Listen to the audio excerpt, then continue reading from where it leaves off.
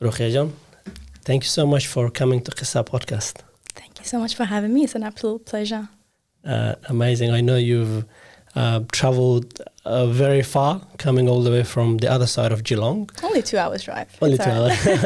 For those of our audience that don't know Melbourne, it's on the west side, so about an hour or even further than that for you.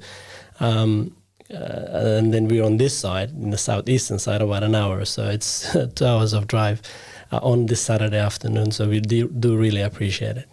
Thank you so much. And I just wanted to say thank you so much for inviting me on your podcast. I think it's such a great initiative that provides a fantastic platform for people, in particular the Afghan people, to share their experiences. And I think it's really important. And we obviously love to see Afghan people doing great things in the community. So hats off to you and Murtaza for doing this and obviously inviting me to it. It's an absolute pleasure, and the drive was totally worth it.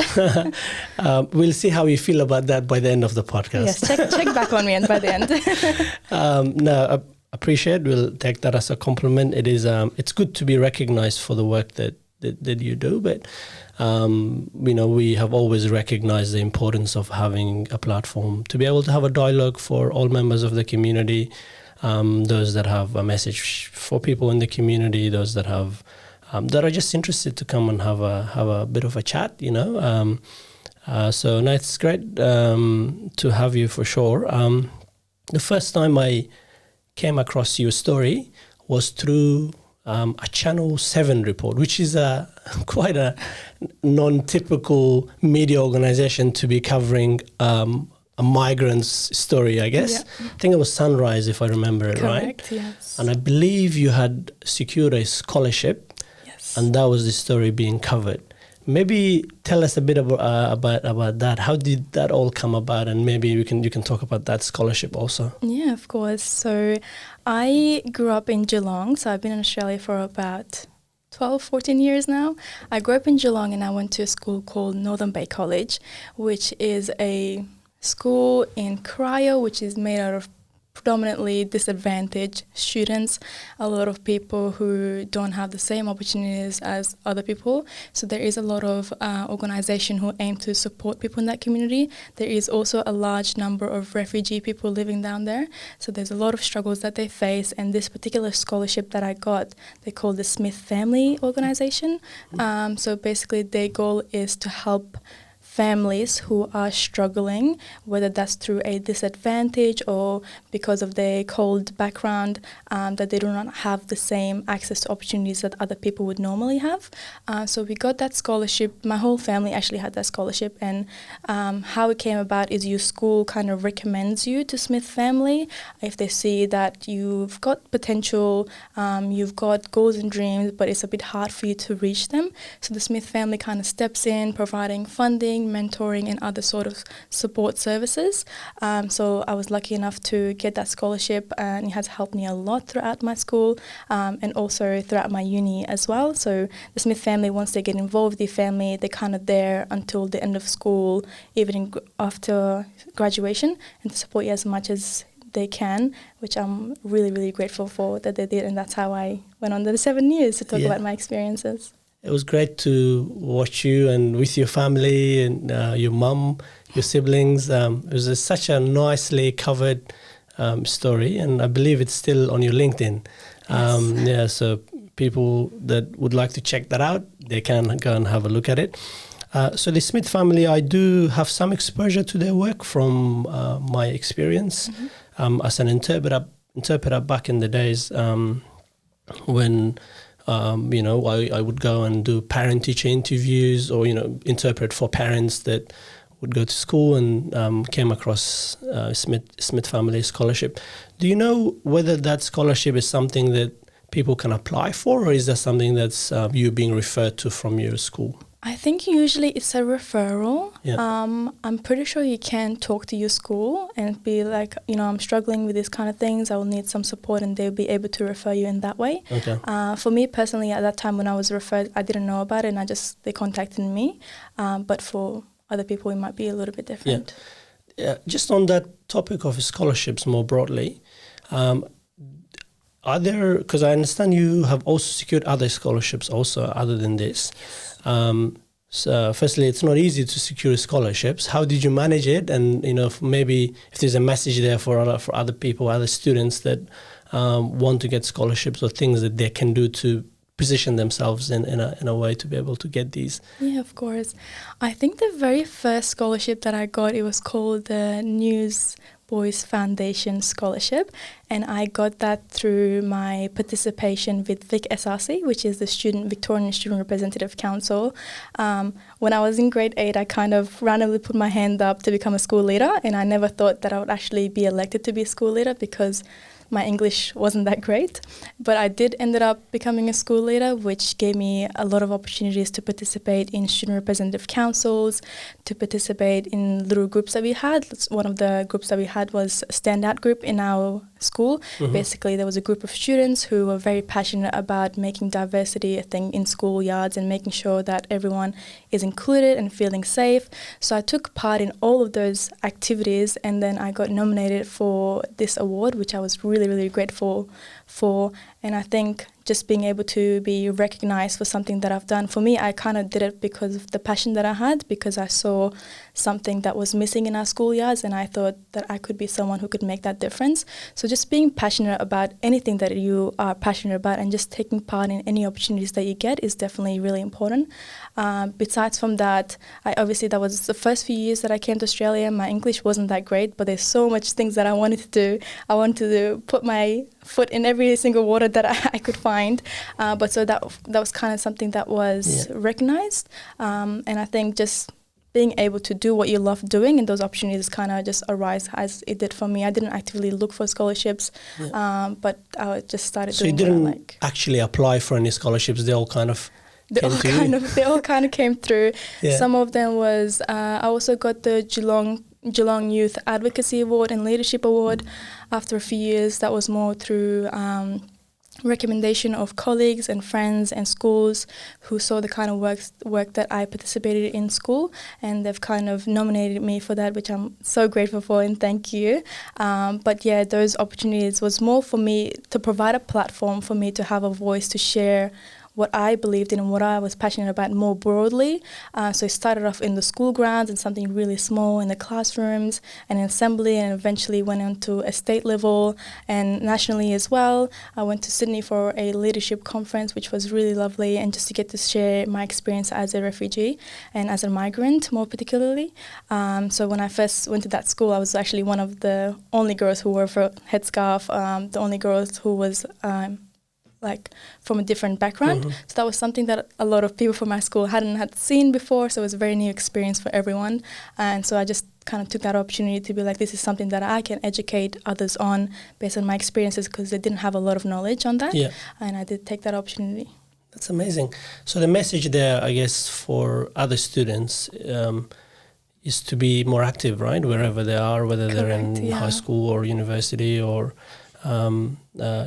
other places, to be more active, to participate in things more, and opportunities will come their way, particularly when they live in a country like Australia, and where there's a lot of opportunities out there. So being involved, I guess, in as many things as you can, is means a good thing, I guess, right? Definitely. And the other thing is, a lot of people have self-doubt. Mm-hmm. Like, if I were to apply for this, if I was to do that kind of thing, would I be the best person to do that? And my advice is just, if you're interested in it, go for it. Self-belief, right? Self-belief, definitely. Because, I was like, if I'm a school leader and I get to go up in assembly every week and talk in front of all of these students, is it something that I'll be able to do? I definitely had to question that, but I just saw it as an opportunity for me to learn. There's certainly a lot of teachers were looking at me sometimes when I would say some words that I couldn't pronounce, and they were like, what is she saying? But just taking that opportunity, and Yeah, that's great.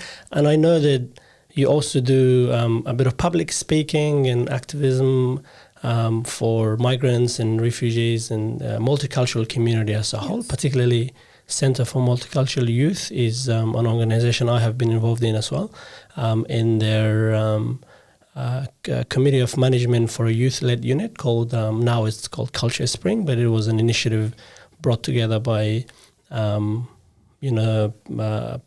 from different multicultural communities, I guess, representatives from those communities. We got together and It was the initiative is still it's still going on. I'm no longer involved, but it was to create a section or portion of CMI to be true representatives of multicultural people, young multicultural people. I mean, the organization is called Center for Multicultural Youth, right? Yes. It would make sense for it to be run or managed somehow by multicultural young people. So that was how I was involved in CMI, and in addition to having been involved with them many, many years back when I first came to Australia myself.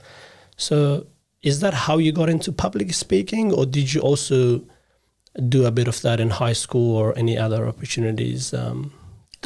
I did do a few things in high school. I was involved in the Student Representative Council, which was something that was really, really big and something that I was really, really passionate about at that time. And I was also involved from that. An opportunity came to go to Victorian Student Representative Council, which is the same as what is in school, but on a broader level and statewide. And I went to this thing they call the Congress. Basically, all of the students around Victoria, they come together. So it's like the Congress in the US. Exactly, yes. Very similar to that. So all of the students around, whoever applies, obviously, comes to this Congress at Ormond College, that is, that held every year in around this time. So I went there and it was really interesting. All of these passionate students, they come together and they fight for things that I'm really interested about. One of the biggest things was multicultural and diversity and standing up against sexism and discrimination of all forms, and also climate change. So I was involved in that, and how I got involved with CMY was actually through schools. Some people came to our school to do a speech, and then I thought what they had to discuss or what they shared with us was very, very powerful. So then at the end of the event, I just had a conversation with them, and they were like, you know what, you should apply. You seem like a great person to apply. I was like, why not? And so I did apply, and thankfully I was successful in that as well. So I started with CMY as a part of the Shout Out group, it was called. And essentially the goal of them was to provide a platform for multicultural people to raise their voices and share their lived experiences with others who don't have a lot of knowledge. So how that would work would be a lot of organizations who were working in diversity sector, also some people who just wanted to know more about cultural diversity and how to make their organization more culturally diverse. They would basically go on your website, they'll look at your bio and your speakers that you've got available, and they'll request speakers that they're interested in, and then you go to these events and you just share your experiences. With mine, a lot of it was my experience as an immigrant and my experience growing up in Iran as an Afghan refugee, and how that would look like and what people could do better to involve people from multicultural background. Particularly at that time, it was quite difficult, especially in the area that I lived in, which is in Geelong. There wasn't a lot of representation, but I'm grateful that I was part of that representation. There's so many avenues that I can take this conversation from that response alone, just because there's so many things I'm interested to know. But I think if you just go on the aspect of someone that lives in an area that is not necessarily doesn't necessarily have a huge migrant population, as opposed to where we live in the southeastern suburb, especially around Dandenong and these suburbs that are now essentially another Afghanistan. How is that experience? So living in an area as a Muslim girl that wears a hijab and comes from a refugee or migrant background, and I guess in a really Anglo-dominated area. How do you find that experience? Is there any challenges you're experiencing? And how do you think that compares to the rest of Melbourne, I guess, other suburbs that might have more migrants in it? Yeah, definitely. So I just remember the first day that I went to school, I was the first girl with a hijab. So during lunch and recess time, I would have a very large group of people just surrounding me and kind of asking me what it was, because they didn't have a clue what it was or what it meant. So they didn't know what your hijab was? Yeah, everyone was asking like, what is that? What are you wearing? The only issue was, it was my first day in school and I could not speak English. I could not say a word. So I had no idea what all these random people are talking to me about, which later on I figured out once I started speaking English. I figured out what they were asking me about. But it was a very daunting experience, because a lot of people were very curious, very they just wanted to know who I was, what I was about. I looked very different than them, obviously. But at the start, it was very daunting, and it kind of made me keep to myself. I didn't like to talk to a lot of people for a couple of years, actually. So grade 5 and grade 6, I would just sit on the school ground by myself and just kind of observing things. I didn't want to get involved because everyone was just like so different. Hard to make friends? Very hard in the first 2 years. I think a lot of it had to do with the fact that I couldn't speak English. And then over years in grade 7, I still could not speak English very well. But our school started having this EAL program that we didn't have before. So that was the first year that we had it in that particular school that I went to. So that's English as an additional language. English as an additional language, correct, yeah. So I was paired up with a few other people who were from different countries. One of the girls was actually from Thailand. We didn't know what we were saying, but we became really close friends, which we still like best friends after decades, which was really interesting. And I'm so glad that we had that, because the previous years that I was in that school, we didn't have that. And that kind of encouraged me to speak up more, to learn a little bit faster so that I can communicate with other people as well. So in grade 7 and 8, I became a lot more confident and a lot more outspoken like I am today. And I got to speak to a lot more people. Yeah. And in terms of the challenges that I experienced, there was definitely some racism. But for me, coming from Iran, that was kind of like normal to me. Like if people are racist to you, or if they're treating you based on the stereotypes that they've heard or seen on social media and things like that, that's how they would treat me. But for me, I was so immune to that I never actually saw it, because I've experienced 10 times worse in Iran. And when I came here, and I was like, you know what, at least I can go on the streets and I'm safe. At least like I can do all of these things that I wasn't able to do before, just something as simple as going to school. So I didn't see that at that time, but looking back as a 22-year-old me, and then I realizing the way that people treat you when you wear a headscarf, the way that people speak to you, just the fact that you look different it's daunting in a lot of ways, but it's definitely like a learning experience and how you take it as well. That's it. There's an underlying sad message there, is that you experienced racism, but because you had a worst experience prior to that, it meant that you were okay with this experience, which is in no way or is okay to be going through that. So, having been raised in Iran, firstly, how old were you when you came to Australia? I was 11. 11. So that means all your childhood were spent in Iran, Correct. Born in Iran. Yes, I was born in Iran.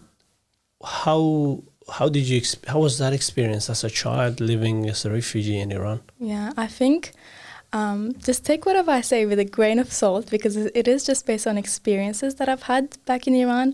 It wasn't great experiences, but that's not to say that it's the same for every Afghan person living there. But based on what I've seen, there is a very large amount of Afghans that are refugees in Iran that have lived there for decades, including my own family, my own parents. Both of my parents migrated. They actually went to Iran as refugees during the Soviet-Afghan War, and they experienced so much discrimination in terms of like you can't get jobs, or if you want to go to school, you have to pay much more fees than an Iranian person, for example. You can't get a house under your name, you can't get a SIM card, something as simple as SIM card under your name. You couldn't get a car under your name. Like everything was just made 10 times difficult, and every time you would go on the streets, they would make you feel like that's not home, then that will never be your home, even though you've lived there for your whole life, even though you were born in Iran for like your whole life and you've had those experiences. And I think the discrimination that I felt personally, like when I would go out in the street in school, I would be assaulted, I would be bullied, and I had all of those experiences. And it was always like so scary, like being an Afghan living in a country that had really bad negative stereotypes and thinking of Afghan people, and these people are going to steal our land, all of those things. So yeah, it was quite difficult there. Yes, it's so sad. So I guess to really dive deeper into that, right? So the ability to not be able to, so the inability to buy a house or buy a car or go to school or, to go to university, get a degree, and not being able to get a job. Is just unimaginable to think that there are still people that are going through that, living, as migrants in a country like Iran. I visited Iran not long ago, and one of the things that I observed there was that all these Afghan girls, mainly girls, because a lot of guys, they tend to go and work and doesn't really, most of them don't really study. There's probably a much bigger population of girls that actually go to university and study. They had all these degrees, so so a lot of them in engineering degrees and medicine, and really difficult degrees to achieve. And then they ended up actually working in a hair salon or doing like nails or nail salon. Yeah. And it was interesting for me. I was like, oh, you went through so much effort to go to high school here, and then get to university. A lot of them had to go back to Afghanistan to get a student visa and then come to Iran, because as refugees there, although even if you were legal refugees and had a card, you still were not allowed to study at university. Those that did manage to actually go through that process of going to Afghanistan, getting a visa, coming back, and then doing their degrees, after 7-8 years of studying, they ended up not being able to use their degree, right? So that's, like it really, for me, it's just mind-blowing that that's still happening. Yeah, definitely.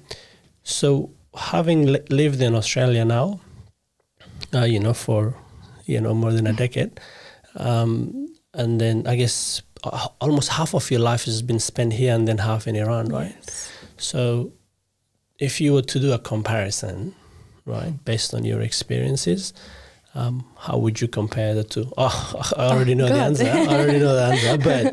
But just to highlight how different these experiences are, I think it's important to talk about Definitely. Like the experiences are very, very, very different. I'll start off with something that you actually said with the girls' education. I couldn't go to school for a number of years because I didn't have the identity card.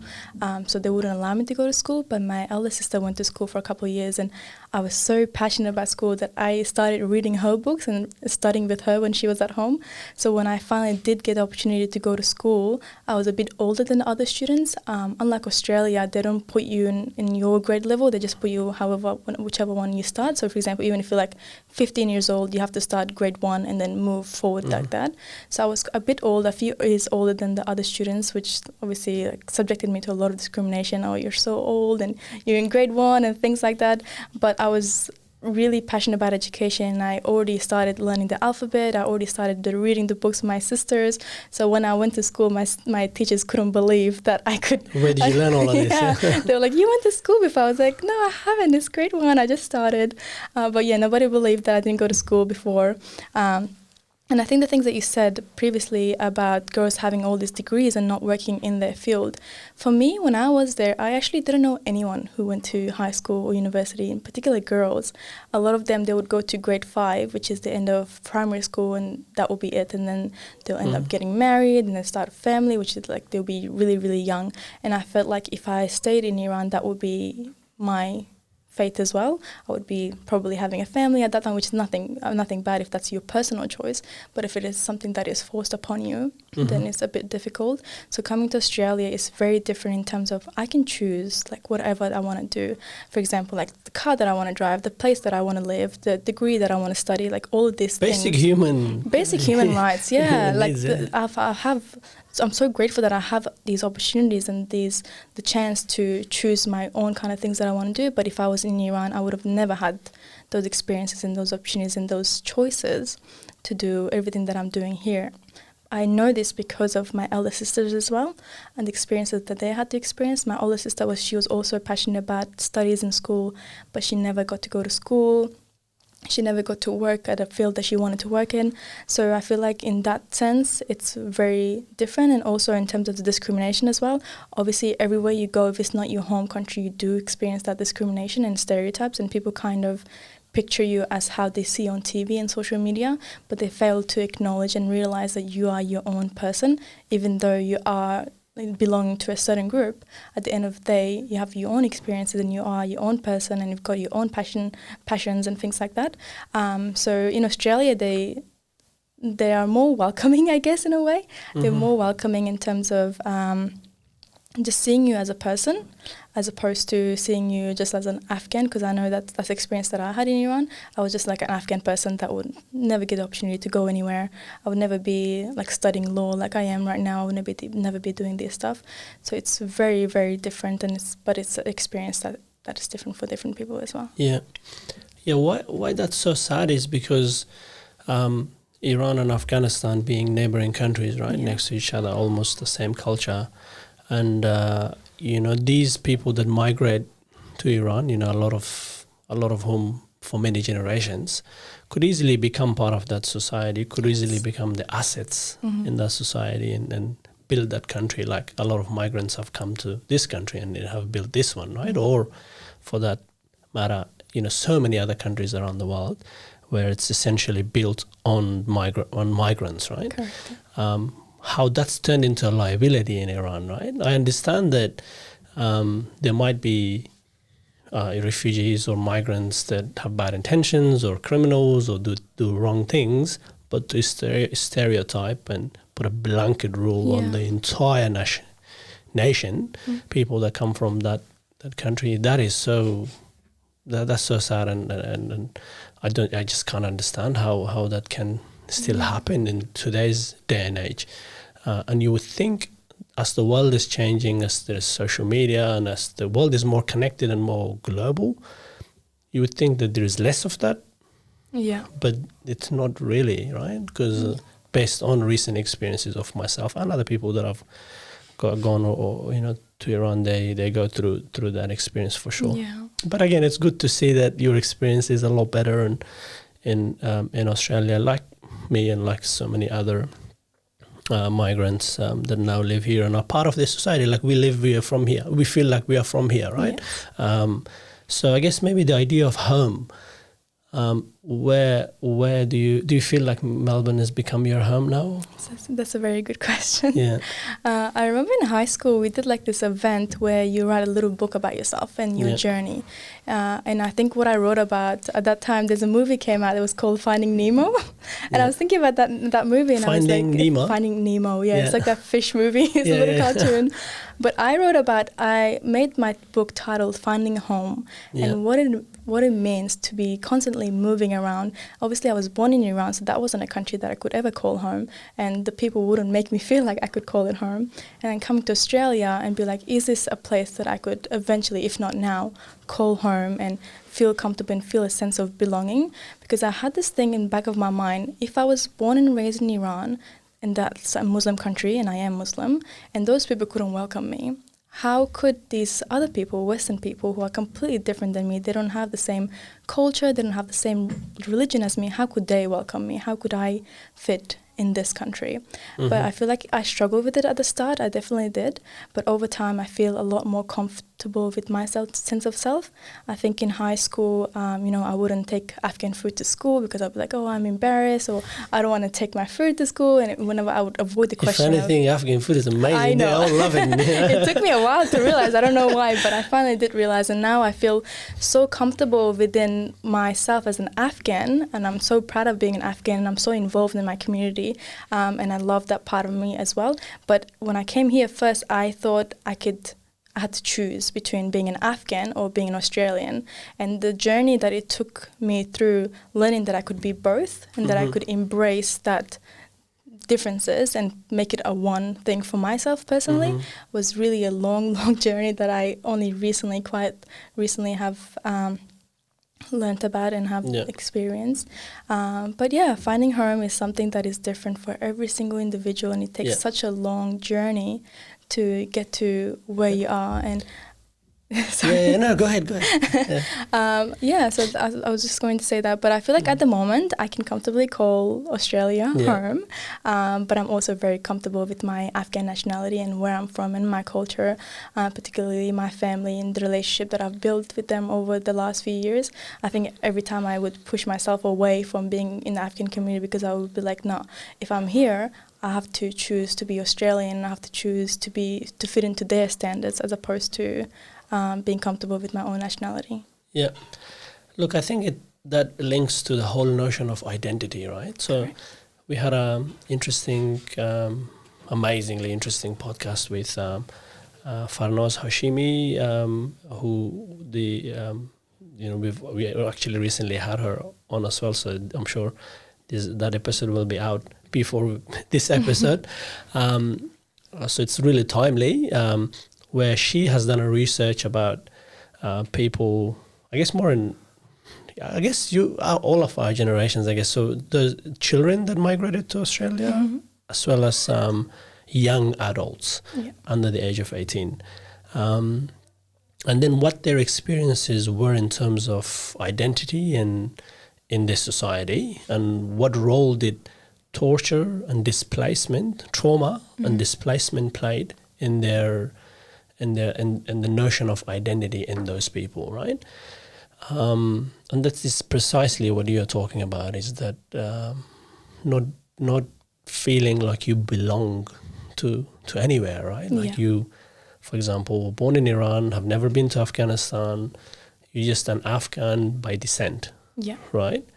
But then your family is forced again to migrate into another country, altogether different from every single aspect that you consider it. So now, is this home or not, right? And then how does your identity evolve within this society? And at the beginning, normally it is when you're lost, I guess, right? So my experience, for example, was that I guess a bit of escape from my background and from my culture, and thinking that by making myself, behave more like, the people here, or like, Australians, Aussies, or, those that have been here for a few generations, I am going to settle in and integrate into the society better. That was the mindset. And then slowly you realize that no, you can't really escape from who you are deep down. If anything, that helps you integrate better in the society, because we are both, Afghans or people from Afghanistan, or we are Australians, and all of that is mixed together and turned into a new identity, right? And that's a realization I had, and it sounds like that's similar. Yeah, definitely. It's a very, very similar experience. And I feel like the concept of community, in particular Afghan community, is a notion that's ingrained in me in the last few years. Previously, as I told you, I was escaping from that Afghan community, and I thought like if I was more Australian, just like how you said, I'll fit in better, because that's what I wanted at that time. As a young person who's very naive, that's what I wanted at that time. And then I realized in the last few years, when I was doing actually my VCE exams, my sister was living in Turkey and she was going through a lot, so my elder two sisters went to visit her. And in the meantime, my grandfather actually passed away from cancer. He was in Afghanistan, and definitely brought a lot of trauma and sadness to my mom, and she couldn't look after us like how she could normally. So then I had to step up, which I never had to before, because my older sisters were always there. Then I had to step up, look after my mom, to like when the guests come over to give us their condolences. And then I was like, I have no idea what to do in that situation. Like, do I bring tea, or do I do this, do I do that? It was very, very confusing to me, and I was going through a lot, and my mom was definitely as well. And at that moment, my mom's friends came over. They would bring a pot of food, they would help me clean the house, they'll help me look after the family. And then I realized, no matter what happens, the Afghan people are always there through your sad times, through your sorrows, to help you. And that's the important thing about community. And I don't know why it took me so long to realize, but that moment made me realize that.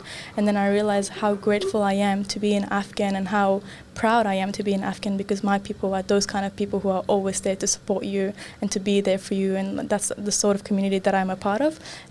The underlying message there, I think, for a lot of teenagers and those young adults, I guess, that might come across, although they are a generation of TikTok and they just want probably 1 minute videos, so we'll make sure we make some 1 minute videos for them too. But I guess the message there is that for anyone that may feel like they're lost, or they don't really understand their identity, I guess, who they are, or whether they're Afghans or Australians or Hazaras, or who they are, right? I think it will come to you.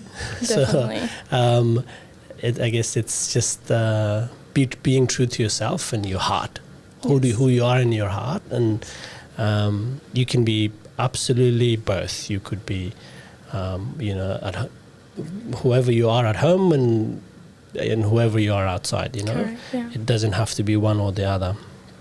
And I'm not sure whether this is different for girls versus boys. for us, just because traditionally families are a bit more easy with the boys.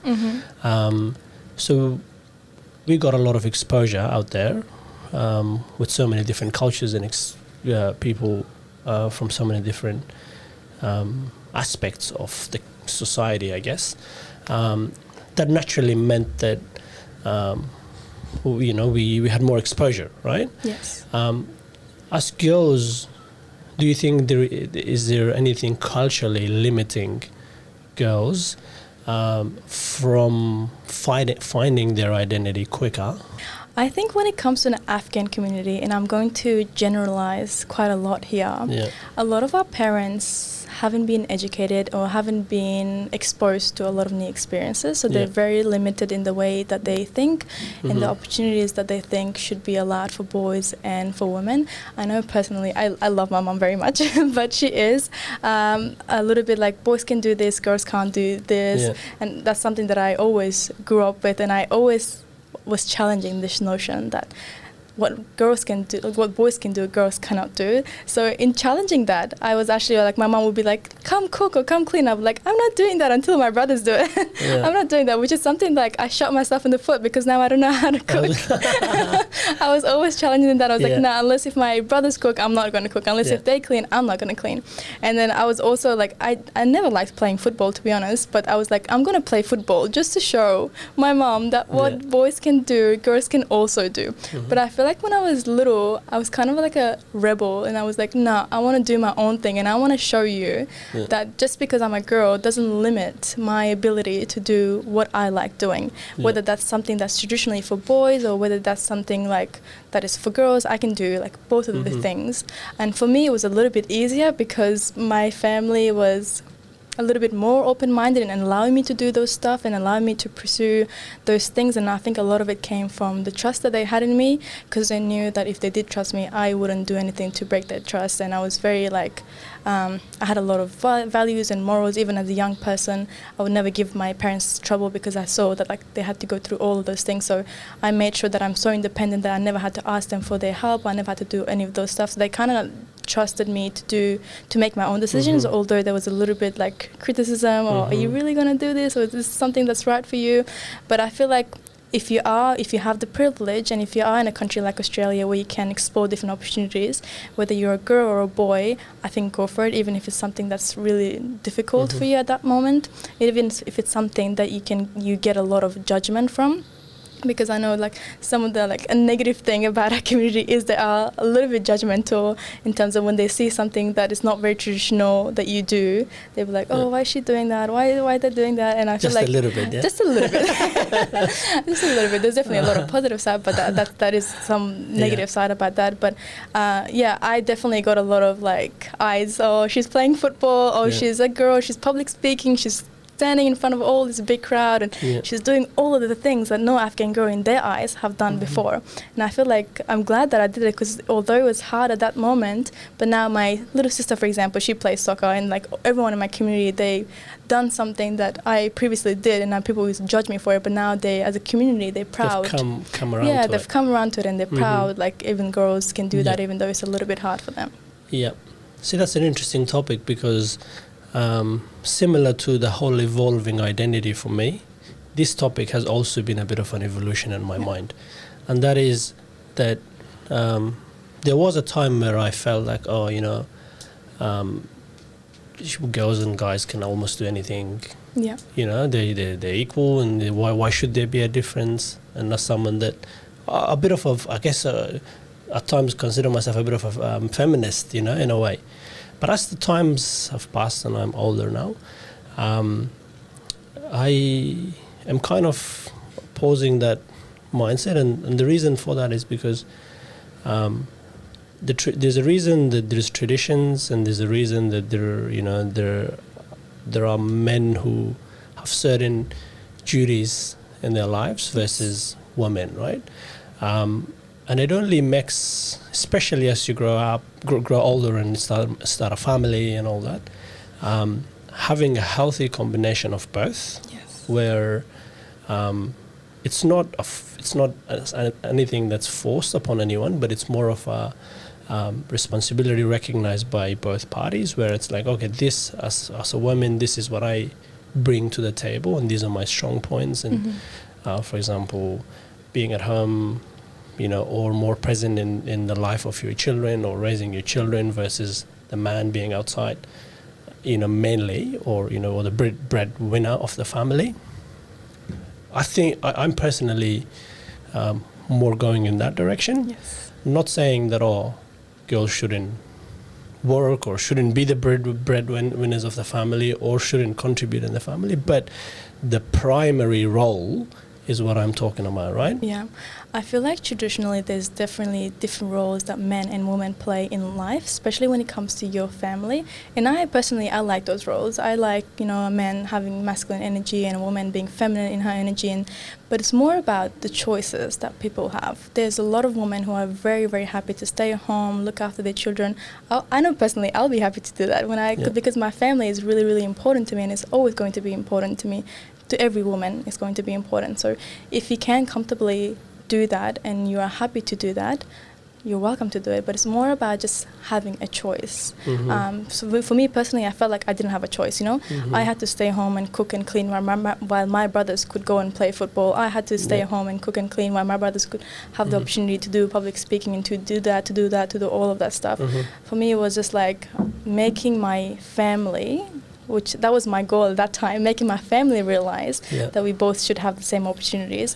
But it turned out that something that was so small to me, it turned out so much bigger because my whole community recognized to something maybe girls can do all of those things that boys can do. I think it's just important having a personal preference as well as just having a choice, Yeah, it's an impactful thing, I guess, because now it's, you feel like it's changed your entire community, right? Because you went there and represented girls in a way, right?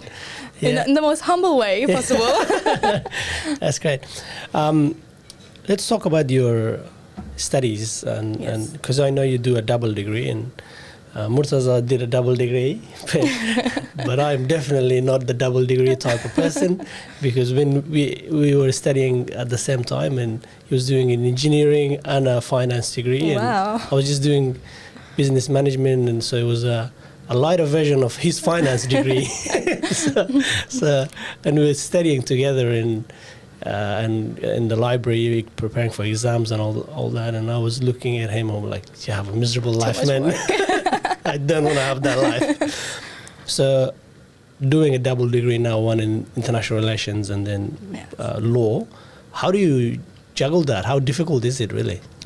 So I currently study a double degree in law and international studies, and I'm majoring in international relations. I think the way I manage it, I've always been really good academically. Like when I was in primary school, I would cry if I got like below 99%. I'd be like, oh my God, how could I do this to myself? Both in primary school, when I was in Iran, actually, I graduated as the top of my school. In primary school in Australia, I graduated as the top of my school and a school leader. And then in high school again, I graduated as the dux of my school. Piece of cake for so you, it was something that I'm really, really passionate about. I think having an education, having that opportunity to explore things on a much deeper level is really, really important. For me, it was more about like getting as much knowledge as I can. And I think a lot of that attribute comes from actually my dad. He was also an educator. He was a teacher.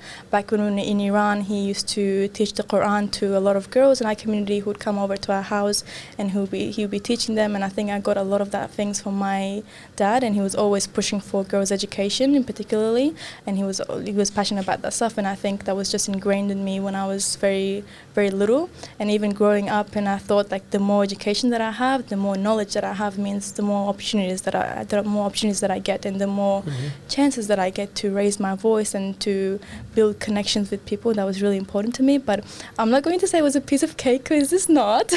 I actually just finished my law side last week. Yes, Congrats. It was. I've been in uni for 5 years. Thank you. 5 years feels like a very long time, but it's gone past very, very quickly as well.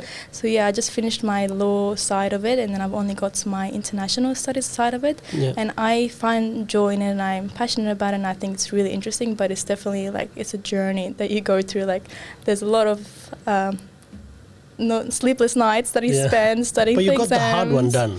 I've got the hard one done. Yes. That was my thinking of it. I was like, let me finish my law side first, and then I'll focus on my international side because it might be a little bit easier. Yeah. But now, since I've done a few units, I actually realized how much I liked the law side way more. Oh, you did? Yeah. I feel like I'm kind of more like a structured person when it comes to studying in academics.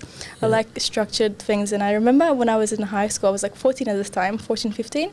My teacher was like, oh, there's this event, do you want to attend? I was like, sure, why not? Let me just look at my calendar. I had a calendar when I was like 14 years old. And my teachers used to always make fun of me. They're like, I've never seen like a 14, 15-year-old looking at their calendar.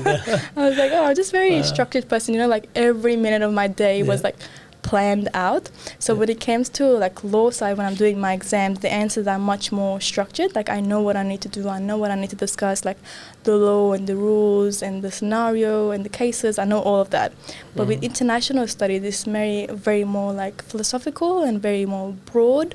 I struggle with it a little bit, and it's kind of because I kind of paused it for a while before coming into it. But I find it really interesting in terms of like it makes your brain open up to a lot of different chances. Like for example, in my class last week, we were talking about what is a human and like what are rights and things like that. Very like you have to think about it in a very deeper level. You can't just say like, oh yeah, humans are like just humans. You can just memorize and say based on class act X results in this. It's very different, but definitely very interesting. And in terms of, I haven't answered your question yet. In terms of balancing that, I think it's just you set up times for your mental health. You set up time with your family.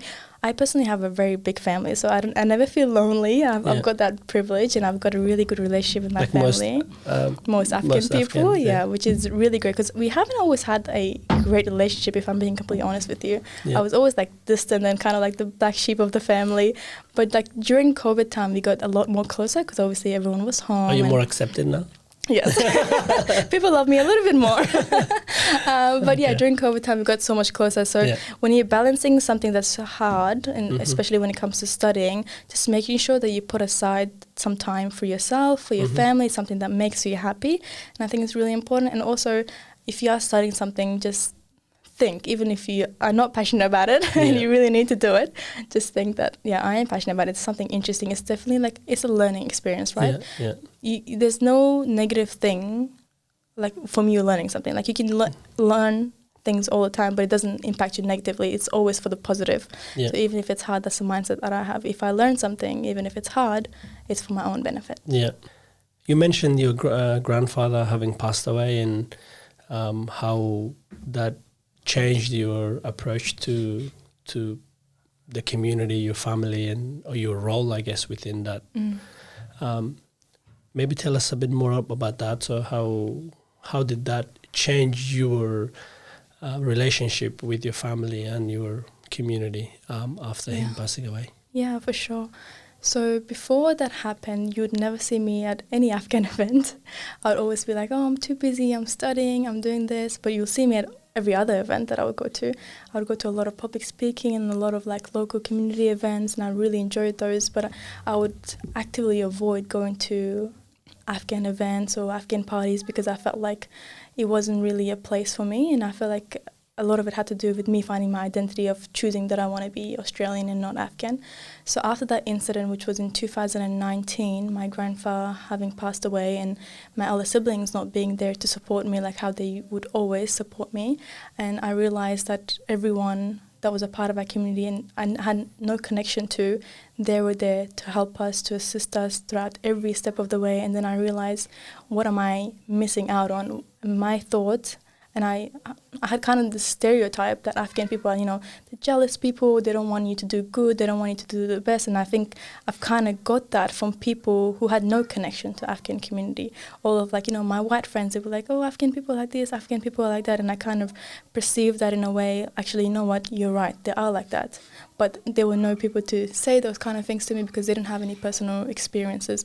And when I did, and I distanced myself, and I'm kind of it was very naive of me to do that. But once I did realize it was kind of like a light bulb moment for me, that actually I'm Afghan. And you know what they say, you can take the girl out of Afghanistan, but you can't take Afghanistan out of the girl. So I think it was a very important moment for me to realize actually Afghan people are not only there for you when you're having a hard time. They will support you with whatever you need support. They also are very kind-hearted and generous people. In particular, like our parents, like my mom, for example, she always like saves every coin, every penny, and she donates it at the end of the year, and she sends it to, you know, her family and friends and whoever needs help. And I just think to myself, like, these are the kind of people, and I'm so lucky and I have this privilege to be a part of this beautiful community that's always encouraging each other to do better. I feel like there's negative things in every community, sure there is, but a lot of it comes from a lack of experience, a lot of it comes from a lack of education and knowledge. But overall, these people that I am involved in the community, they're amazing people, and I got to realize that, I think, a little bit too late, but once I did, I would always go to Afghan. It's never late. Yeah, it's never late, actually. Yeah, I would always go to all of the Afghan events, and I would organize, like me and my sister organized an Eid party. We'd go to all the different gatherings, and I started building more relationship with Afghan people. Previous to that, all of my friendship group, I'd have every person from every different country, but I would have no Afghan friends. Mm-hmm. But after that, predominantly, I started becoming more involved, making more connections with Afghan people, and then I realized how amazing are these people, and I was missing out all these years of thinking that they're not my kind of people, but they're exactly like me, and the things that they like, the things that they're passionate about, and all of the good things and bad things are exactly like me. And that's one of the things that made me realize, actually, I belong in this community. Now I can say proudly, I am Australian, but I'm also Afghan, and I'm very actively involved in the community now. And I think a lot of the people, particularly in Geelong community, they know me and they're very proud of me. Like, for example, if I'm on the news or if I'm doing something like in my education, I see all of my friends, all the Afghan community posting about it, and they're messaging me very nice messages. And I was like, I'm so beyond grateful for having been a part of this beautiful community. And I'm so grateful for my family for giving me that opportunity to come back into community, and they welcomed me with open arms, even though at some point I was like, I don't want to be a part of this. Yeah, but I think it had a lot to do with me being so young and still trying to figure out who I was as a person. That's a beautiful realization. Great you got there. The advice, I guess, for students and those that are in high school and university, and because you've had lived experience of going through all that yourself,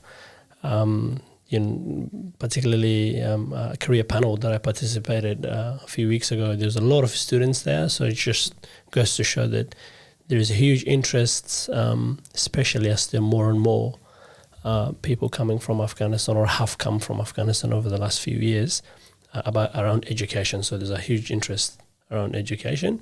That career panel wasn't evident because there's a lot of participants, young girls, majority of whom were girls actually, that are there and want to know how to navigate through university and high school better, how to position themselves in a place that they can succeed, I guess. Anything that you can advise based on your experiences of going through high school and then university to students out there, and particularly girls, because it seems that there's more girls interested in education than boys, I guess. Yeah, definitely. And I think, there's a lot of advice that I could give to students, but I think the main important advice that I would give is just ask the questions. Like, there are a lot of lectures that I go on, it's just dead silence. The teacher will be like, do you guys have any questions? And nobody puts their hand up, and it's because I think they're kind of nervous. They're like in front of all the students. Can I put my hand up? Can I ask this question? And for me, it's more like, at the end of the day, I don't really care what you guys think. Like, I'm here to learn, so I'm going to learn. So then I ask so many questions in lecture rooms until I understand what is being discussed. And I think when it comes to uni, when it comes to education, as long as you understand it, you're going to do well. I'm the kind of person to if I'm at lecture room, I wouldn't take any notes usually. I just stare at the teacher and I was like, okay, I understand what you're saying, or I don't understand what you're saying. And that helps me a lot because I can think back of what I learned and then take notes. Excuse me. That's okay. Take notes a bit later. And I think a lot of students, when they first start university, they just write everything, like everything the professor's saying, you just write it all, and then go back on it later. But at the end of the day, that... Or maybe never go back to it. Never go back to it, Like me when I was a uni. And it turns out to be like over like 200 pages, and like you're never going to read that before exam. I think just being really active and participating in all the activities that your university has. And I'm very good at like doing pre-work, and I think it's really important when you come to classes, doing all the pre-works before you come, so that you have a basic understanding of what's going to be discussed. And that's a very big change from high school to university. When in high school you just show up to class, you learn it, and then you do the work. But in university you're expected to do all of this work before you come to classes, and then you can discuss them. So doing the pre-work and asking as much questions as possible is very helpful. And in university there's always so much happening. Like I feel like I know what's happening in a lot of things. There's like the Law Student Society, and there's this and there's that, and there's a lot of things, and I feel like I have an idea, but there's also like more happening. So just being as involved as possible, which I know is very hard for a lot of students, because they do get to have to work and they have other responsibilities on their plate. But yeah, just being active is important in uni life. And that transition from high school to university is another challenge that a lot of students experience, especially those that English, they've got, problems with English. I guess their English isn't, or there's a joke. A friend of mine used to joke. Used to tell me, your English isn't working today. And it seems like my English isn't working right now. But those that I guess language is a problem for them. How could they navigate these challenges, right? So let's say someone that came here 2-3 years ago, they went straight into year 10, year 11. Everything is a little bit foggy for them. The whole system is foggy. Not knowing what to study in terms of VCE subjects, and not knowing which path to take at university, or which units places them in best position to be able to get to the degree that they want to.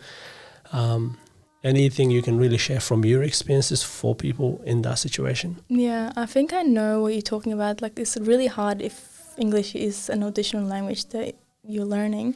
Like when I first started, I studied in grade 5, so I skipped 3-4 years of education. So I was in grade 2 in Iran, grade 1.5, I think, and then I skipped to grade 5 when I came to Australia. So that was a What's big a grade change. 1.5?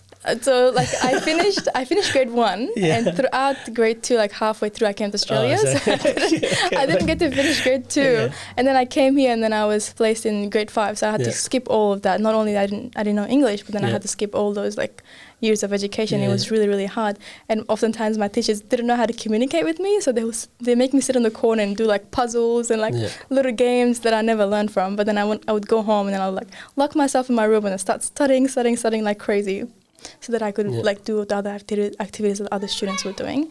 But the advice that I would give is like, you never really truly know what you want to do when it comes to like school. I think it's a bit of I don't know if I should say this or not, but I feel like school is not that important, in my personal opinion, when it comes to you can say that. When it comes to like going to uni and doing a degree that you want.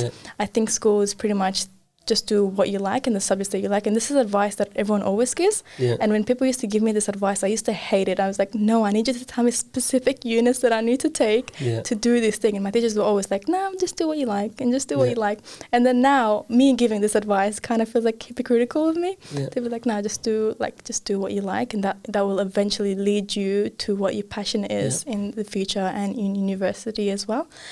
For me, because I wanted to do legal studies, all I needed was English. That was the only subject that I needed. But if you do your own research, you can do research. Obviously, now we have the privilege of online platforms where we can do research and see what we need in particular units and what we're interested in, but also just talking to people, connecting with people who are in your field or the field that you're interested in. I think it's really important as well, because they will have a lot of experience and a lot of knowledge that they can share with you that you wouldn't otherwise know. Right, and also it's depending on what degree you wanna pursue, there might be prerequisites required that you can just look at online, I guess. But what I missed out, I think, at high school was not doing a good mixture of science and, but in benefit of hindsight, I guess, if I were to be back in high school right now, I would definitely pick some science and maths units. And the reason for that is because there's basic knowledge in maths and science will come to your aid in life. Yeah, and I feel like a lot of people, when they are in high school, they try to choose subjects that would give them a higher ATAR. Yes. Yeah, the advice that I would give is, just do as much as whichever one you like, whatever you're interested in, especially maths and sciences, it will come to you. But a lot of people just, I think I kind of did that as well. I didn't do any maths or science subjects, but mainly because one time I just fainted when I saw someone doing a needle thing, and I didn't. Science is not my thing. Yeah, science is not my thing. It will never be my thing. But yeah, it is important to you. It definitely comes to you later on in your life. Yeah, I think what you need to acknowledge is that when you're in school, it's a learning experience. It's not about the score that you get. It's just about what you learn and what you get out of it. Yep, sure. You work as a paralegal now. Yes. Is that a full-time work that you do alongside the double degree, or is that a side hustle? Well, I did work full-time at one point, but that didn't work out very well. Because my study is quite a lot. So I'm only doing part-time at the moment. I'm working as a paralegal at a law firm called King & Wood Mallesons. It's actually a very large law firm, one of the largest law firms in Australia and Asia Pacific. And basically my role is I focus on, ironically, health, financial services and industrial and consumer. And I do a lot of research on those areas, and I prepare reports for our lawyers and our internal people to have a look at, to know what's going on in the current affairs and what our particular clients are doing and where we can involve and assist them legally. And I also do other research for our lawyers, and because I'm in a team called Knowledge Team.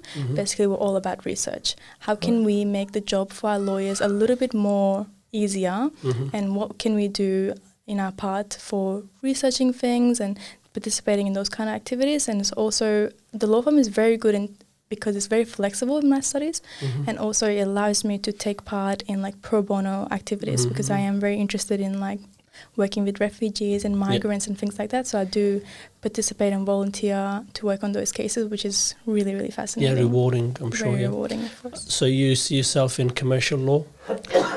Interesting question. For my law side, I haven't specialized in a particular area of law as of yet, but I'm hoping to go more into international law. I'm still exploring a little bit of aspect. I've worked in family law, I've worked in commercial law, financial services and disability law, and I've done little bits here and there. I'm still trying to figure out where I fit in this area of law, because I started off doing law and I was like, there's just one pathway to do law, but in reality there's so much things that you can do. So I'm still trying to decide that, but I definitely want to do something with international law, probably participate in the UN in the capacity that I have, and I think it's really rewarding thing that I want to participate in. On the topic of law, as you know, you have finished your studies and are working in legal practice, I guess, as a paralegal. How do you foresee the legal world in the future? Particularly, this is relevant for those that might want to study law, and with the introduction of AI into all aspects of life, really, and how powerful AI really is. How do you foresee that impact law? That's such an interesting question, and a lot of people are discussing and exploring this new area of AI and how it's impacting our current community, how it's impacting our education and our jobs, for sure. A lot of people are like, are AI going to take over our jobs? Which I can't personally comment to see if that's something that's going to happen in the future, but I definitely know that AI is going to have a very massive role going into the future, especially things like ChatGPT and other AI forms. I know there's another one is created for law, legal ChatGPT. I don't know what it's exactly called, but essentially you can ask them legal question and they'll be able to precisely get that information from you. And I feel like it's beneficial in a lot of ways, where it saves time. And in the legal industry, you spend a lot of time researching about, for example, cases and like presiding judges and things like that. Where there is AI that specializes in that area, they will make that information available to you within seconds, which is really, really helpful. But there's also a lot of negative sides to that as well. Is it something that's taking away from your role as a lawyer, or is it something that is adding on more benefits to your role as a lawyer? And I feel like AI definitely has a lot of benefits, but there's also things that are a little bit scary about it, especially if you don't know how it's going to be like in the future. I don't particularly think it's going to take a lawyer's job away per se, but I think it's definitely going to make their role more narrowed down, because AI would be able to do all of these broad and big things and like all this nitty-gritty administration work for the lawyers, so then which means they can focus on other areas. And I feel like it's definitely going to open up more areas of law to practice in, and one of them is definitely AI law, which is in the next few years I'm sure it'll come about, because we have so many legal practices like, you know, conveyancing and corporate law and family law and things like that, but we don't really have anything with AI at the moment. But I feel like that's definitely something that will come forward in the next few years. Any final there's so much more that we can talk about, but you know, this could be an excuse to have you back, so maybe finish on that. If there is any final message or anything that you want to share with our audience. I feel like I wanted to just give a message to Afghan girls, especially in Australia. I think there's a lot of potential that our Afghan community has, but it's not being utilised because of the lack of opportunities that they've had. If they need any support, I encourage any Afghan girl to reach out and to do what they're passionate about and realise what they're passionate about. I think when I wanted to be a lawyer, I kind of, again, started with my father.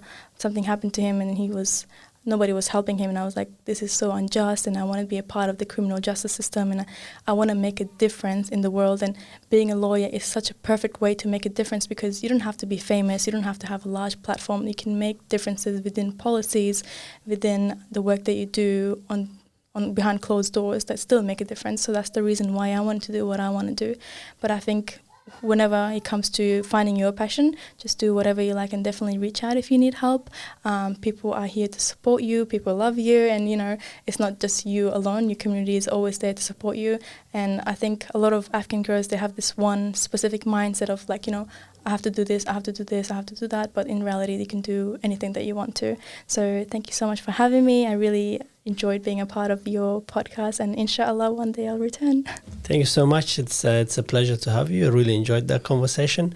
What we'll do is maybe put a link to your LinkedIn account maybe in the description, so for anyone that wants to connect.